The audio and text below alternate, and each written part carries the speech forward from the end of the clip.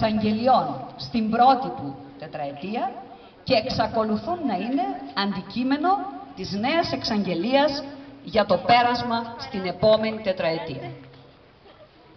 Σας είπα και την άλλη φορά ότι είναι αστείο, είναι πολύ αστείο θα έλεγα, να καυχάται ένας δήμαρχος ότι μέσα στα 8 χρόνια που διήνυσε στη δημαρχιακή θητεία του τελείωσε τον δεύτερο όροφο του ΒΚΠ.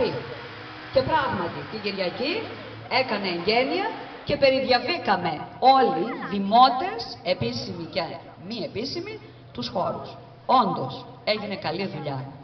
Έπρεπε όμως να περιμένουν οι συνδημότες μας 8 ολόκληρα χρόνια για να φτάσουμε μία δομή που την πήρε στα τούβλα να την τελειώσει και να την εγγενιάσει όλος παραδόξως, παραμονή προεκλογικής περίοδου, όλος παραδόξως πριν ακριβώς από την κάλπη. Ας δούμε πώς αντιμετώπιζε τα άλλα θέματα ο κύριος Κυρίζογλου. Ας δούμε τη σχέση του με τη δημοκρατία. Όταν θα έπρεπε να ψηφιστούν οι νέοι προκειμένου να συναπαρτήσουν τα δημοτικά συμβούλια, τα τοπικά συμβούλια νεολαίας, η δικαιολογία του όταν πολλοί δήμοι προχώρησαν στο θεσμό, η δικαιολογία του ήταν ότι γράφτηκαν πάρα πολύ λίγοι νέοι στις ειδικές καταστάσεις προκειμένου να ψηφίσουν.